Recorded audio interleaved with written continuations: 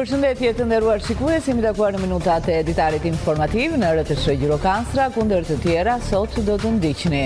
Ka nisur procesi reformimi në radio televizionin shqiptar me mbështetjen e EBU-s, rjeti evropian i transmetuesve publik.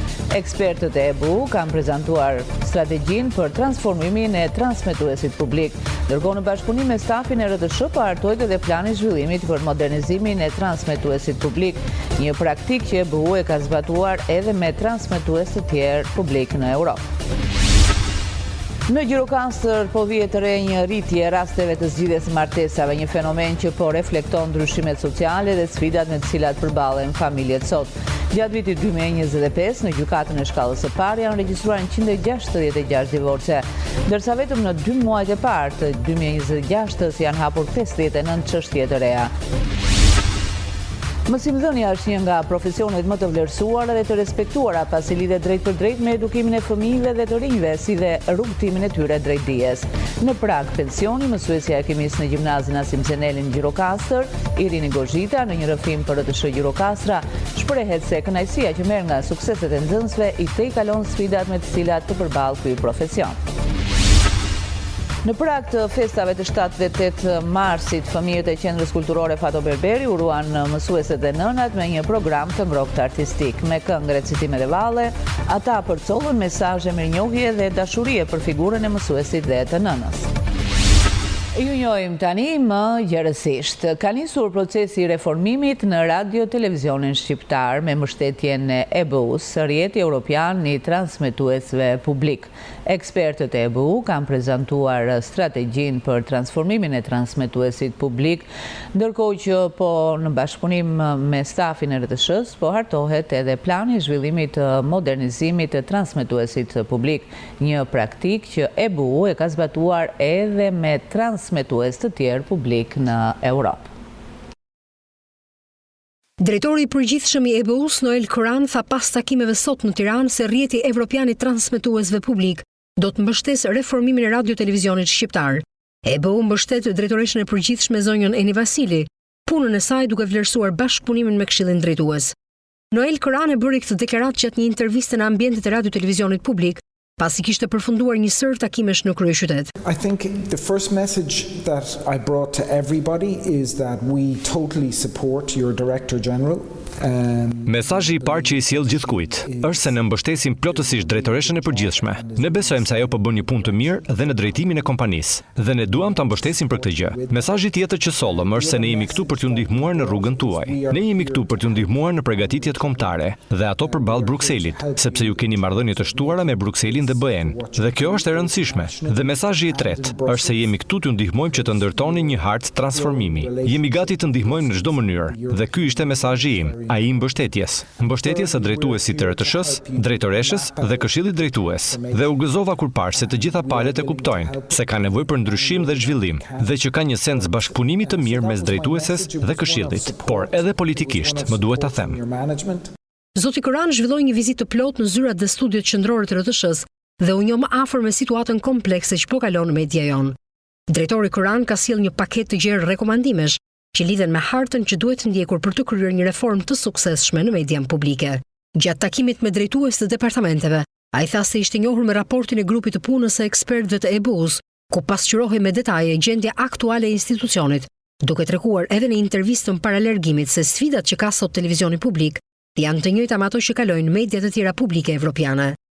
Duke kujtuar se radio-televizioni shqiptar ka buxhetin më të ulët se sa të gjithë televizionet publike të rrjetit evropian, dhe se teknologjia është e jetë e prapambetur, ai theksoi në të gjitha takimet e zhvilluara në Tiranë, edhe në ato me kryeministrin Edi Rama, nevojën për investime thelbësore që televizioni publik të rrisë përmbajtjen cilësore programative, infrastrukturën teknologjike dhe të jetë në të njëjtin hap me mediat moderne publike.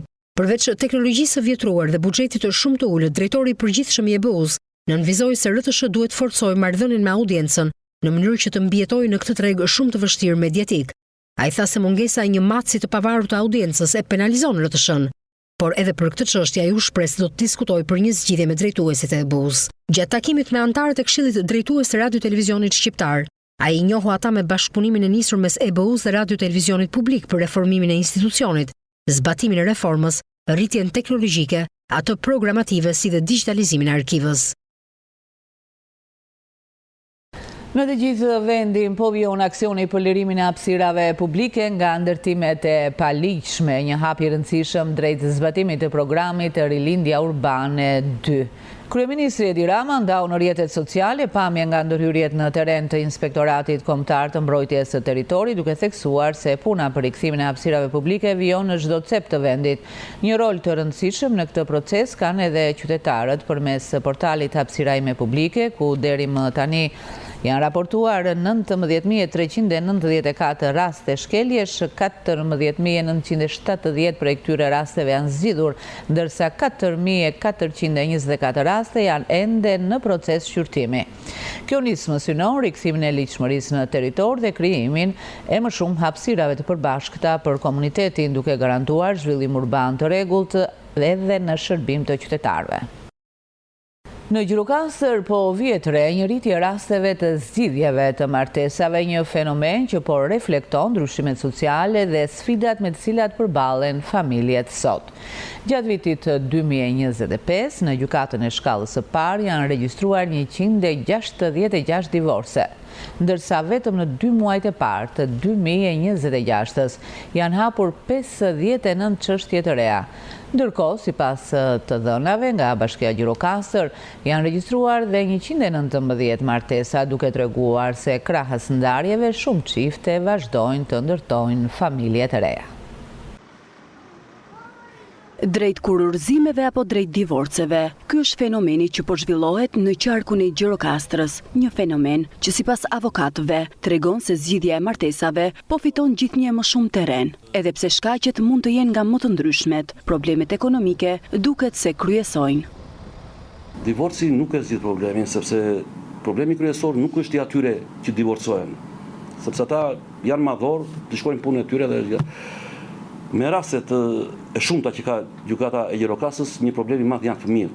Fillon sheri në çift, qoftë për pensionin ushqimor, qoftë për mënyrën e mbajtjes, qoftë dhe për banesën ku dorin, sepse zakonisht gratë vjen tek banesa e prindërve dhe poshtohen sidomos për emigrantët. Rastet janë të shumta në gjykatën e Gjirokastrës dhe 1% të madhe zën emigrantët. Sipas të dhënave të gjendjes civile, në Bashkinë e Gjirokastrës, gjatë vitit 2025 janë drejtuar pranë kësaj zyre për të lidhur martesën 119 çifte. Në qarkun e Gjirokastrës gjatë vitit 2025 janë regjistruar gjithsejt 166 zgjidhje martesash. Të dhënat tregojnë se numri i divorceve ka qenë më i lartë se ai i martesave. Fenomeni zgjidhjes së martesave po vazhdon edhe gjatë këtij viti. Vetëm gjatë 2 muajve të parë të vitit, pranë gjykatës janë paraqitur 59 çështje për divorc. Mësimdhënia është një nga profesionet më të vlerësuara dhe të respektuara, pasi lidhet drejt për drejt me edukimin e fëmijëve dhe të rinjve, si dhe me rrugtimin e tyre drejt dijes. Në prag pensioni, mësuesja e kimisë në gjimnazin Asim Zeneli në Gjirokastër, Irini Gozhita, në një rrëfim për TSH Gjirokastra, shprehet se kënaqësia që merr nga sukseset e nxënësve i tejkalon sfidat me të cilat të përball ky profesion. Për 36 vjet ka ushtruar me pasion e përkushtim detyrën e mësueses, duke reflektuar vlerat më të larta të kësaj figure të nderuar. Irini Gozhita profesionin e ka nisur në një shkollë fshati, për të vendosur më tej në gjimnazin Asim Zeneli në Gjirokastër, ku si vjet numëron plot 33 vite si mësuese e kimisë. Rrugtimin tim si mësuese e kam nisur në një shkollë të vogël 9 vjeçare në Vrisera, të Dropullit të Sipër, që kujtoj me shumë nostalgji. Ishin ditë plot emocione, përkushtim dhe sfida. Dhe çdo ditë ishte një mundësi për të mësuar nxënësit dhe për të mësuar dhe unë si mësuese. Pra mbi 30 vite ju i keni në gjimnazin Asim Zeneli, një shkollë me emër, të themi në Shqipëri, çka do të thoshte përgjegjësi për ty?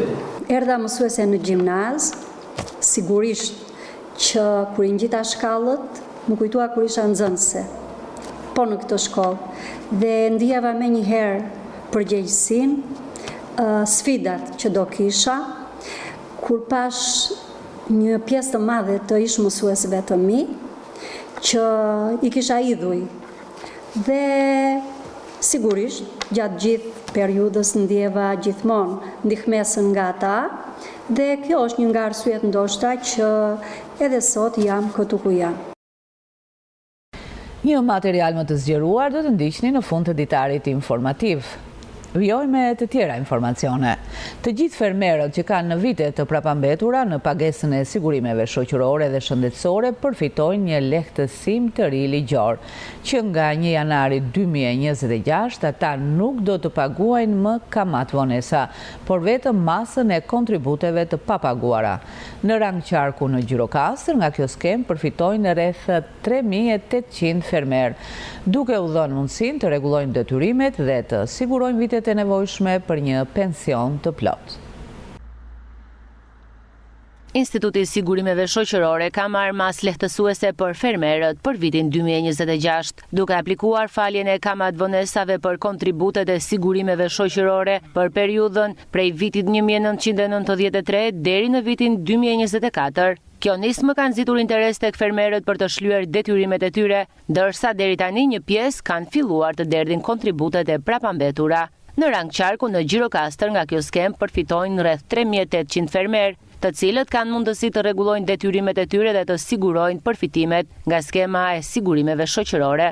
Kjo kamat lehtëson 3800 kontribues fermer në rang qarku dhe shuma që duhet të paguajnë është vetëm sigurimi shoqëror, e cila është 38.400 për zonat fushore dhe 29.400 lek për zonat malore, që është kryesisht Tepelena për zonën tonë, për qarkun tonë. Sipas të dhënave zyrtare, afati për përfitimin nga kjo falje kamat vonesave do të jetë deri në muajin dhjetor të vitit 2026.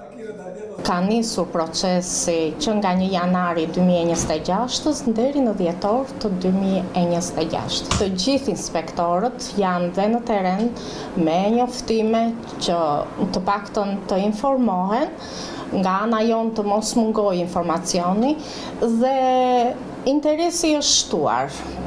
Ajo dallohet te kontributet, tek fluksi i ardhur, tek realizimi i të ardhurave. Autoritetet ju bëjnë thirrje të gjithë fermerëve që të përfitojnë nga kjo mundësi brenda afatit të përcaktuar në mënyrë që të rregullojnë kontributet dhe të përfshihen në skemën e përfitimeve të sigurimeve shoqërore. Virozat e Stinës kanë rritur ndjeshëm fluksin në urgjencën e spitalit të Sarandës, ku numri ditor i vizitave shkon deri në 70 të tilla.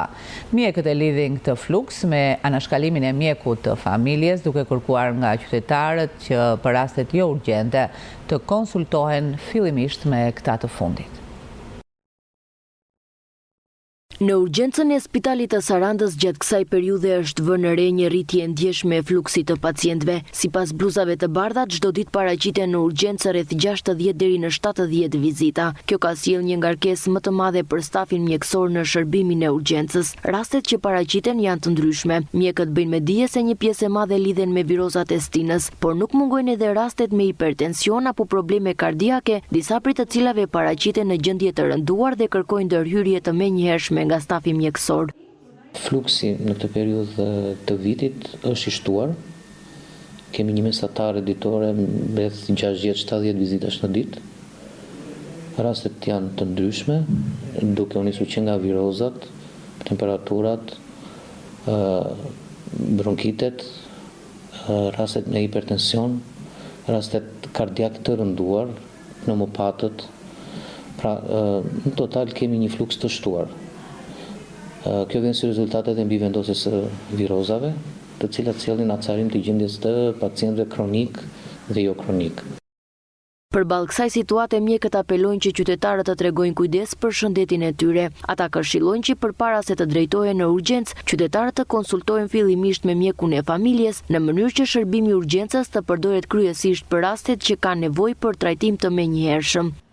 Banorët mirë që konsultën e parë ta bëjnë pranë mjekut të familjes, gjithmonë për ato raste që paraqesin urgjenca madhore, mos të vrapojnë me njëherë të urgjenca për një temperaturë që ditën e parë, pavarësisht se ata friksohen, sidomos pas Covidit, frika është rritur në popullat. Për mendimin tim ata duhet të kalojnë një 2-3 ditë, pastaj të vinë të paraqiten te mjeku, gjithmonë nëse është vetëm temperatura, pa komplikacione të tjera. Pavarësisht fluksit të shtuar, mjekët vijojnë të ofrojnë shërbimin e nevojshëm për çdo pacient që paraqitet në urgjencë. Situata gjatë kësaj periudhe mbetet në vëzhgim nga stafi mjekësor, ndërsa pritet që me ndryshimin e kushteve të stinës edhe numri vizitave të pësojë ulje.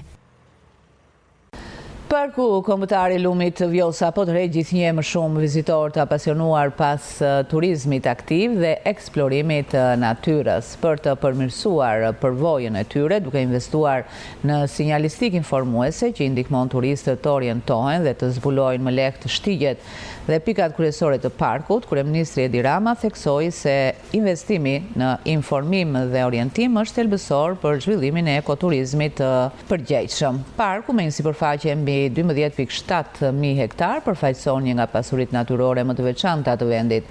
Sinjalistika e re u ofron vizitorëve jo vetëm orientim, por edhe informacion mbi biodiversitetin, ekosistemin e rrallë të lumit dhe rëndësinë e mbrojtjes së tij. Ndërkohë aktivitetet si kajaku dhe kanotazhi përgjatë të Vjosës po pasurojnë ofertën turistike dhe po tërheqin gjithnjë më shumë turistë vendas dhe të huaj. I konsideruar si një nga lumenjtë e fundit e egër në Europë, Vjosa po konsolidohet si një destinacion i rëndësishëm për turizmin e qëndrueshëm dhe aventurën në natyrë.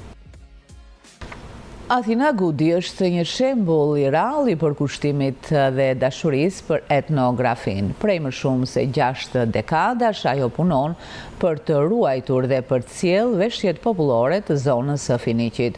Puna e saj është jo vetëm mjeshtëri artizanale, por edhe një trashëgimi që lidh brezat me rënjët dhe identitetin e tyre. Zonja e nderuar Athina Gudi jeton në fshatin Çaush të Bashkisë së Finiqit dhe prej 6 dekadash është e përkushtuar tek veshjet popullore tradicionale të zonës. Ajo shprehet me modesti për televizionin publik shqiptar se hapat e parë në këtë fushë ka hedhur që kur ishte në zonës e në shkollë. Pikërisht për këtë fakt, i është përjetësisht mirënjohur se ish mësuese së lëndës ekonomia shtëpiake. Pas viteve 90 krijoi studion e saj artizanale dhe prej 36 vitesh tashmë qep kostume popullore. Jo vetëm për grupet folklorike të zonës, por me porosi edhe nga banorë të shumtë që janë në emigracion dhe duan t'u adhurojnë fëmijëve. Me thonë që dua për vajzen, dua për djalin, për nusen, dhe kanë bërë nën ka bërë për 3 fëmijët e saj. Megjithatë, përveç vajzës së saj, ajo nuk ka evidentuar shprehje interesi nga brezi i ri për të mësuar profesionin që ajo kultivon. Zonja Athina ndihet e nderuar se mësoi profesionin nga nëna e saj, e cila arriti fëmijë duke punuar në tezgja. Të mësojnë vetë profesionin, ka dëshirë to vajzat e reja? Përveç vajzës time, për tani nuk ka. Kam trashëguar nga mamaja se mamaja i kapte dora dhe fustanet na bënte me dorë, i kepte vetë. Se ishim familje marrë dhe ishim 4 motra e 1 vlla dhe donte ishte vështirë. Ne e punoj dhe argalon, të zgjahu se kishte mamaja. Gjatë dekadave të fundit, zonja Athina Gudi ka qepur të gjitha llojet e veshjeve tradicionale popullore në territorin e Bashkisë së Finiqit, veshjet e Vurgut, të Leshenicës dhe të Drovjenit. Madje, ajo ka qepur edhe kostumet të nusës Dropullite. Në prag të festave të 7 dhe 8 marsit, fëmijët e qendrës kulturore Fato Berberi uruan mësueset dhe nënat me një program të ngrohtë artistik. Me këngë, recitime dhe valle, ata përcollën mesazhe mirënjohje dhe dashurie për figurën e mësuesit dhe të nënës. Bashkia Gjirokastër ka hartuar një plan të veçantë aktivitetesh për festat e 7 marsit. Në këtë kuadër, Drejtoria e Arsimit organizoi aktivitetin artistik gëzuar 7 marsin, ku pjesëmarrës kanë qenë fëmijët e talentuar të qendrës kulturore Fato Berberi dhe vogëlushët e kopshteve me këngë, valle, recitime e shumë surpriza të tjera. Programi u shoqërua me emocione të fëmijëve duke rikthyer atmosferën festive dhe gëzimin për festat përkatëse. Unë sot recitova edhe këndova dhe kisha shumë emocion. Gëzuar 7 marsin dhe 8 marsin dhe mësueset dhe nënat. Sot ne kënduam, recituam, bëm polifoni dhe u kënaqem shumë. E uroj mësuesit gëzuar 7 dhe 8 marsin dhe mësuesja ime ka qenë më e mirë në botë. Edhe gjithë mësueset e tjera. E uroj dhe nënat dhe gjyshet të gëzuar 7-8 marsin. Gëzuar 7-8 marsi, nëna dhe mësuesit. Gëzuar 7 marsi. Përgatitja e aktivitetit u mbykëqir nga drejtuesit e programit dhe instruktorët e Qendrës Kulturore Fato Berberi, të cilët u siguruan që çdo moment të ishte në harmoni dhe çdo fëmijë të ishte pjesë e festës.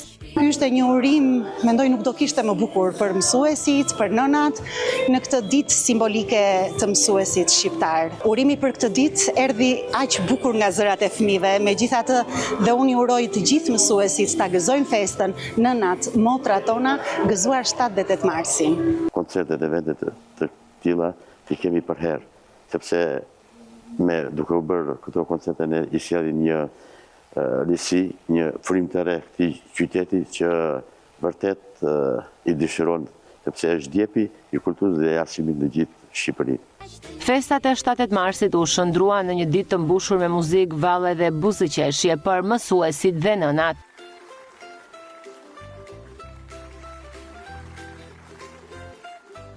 Përfunduam këtu të nderuar shikues, ishte gjithçka e përgatitur për këtë ditar informativ në RTS Gjirokastra. Ndahemi bashkë. Miru takofshim.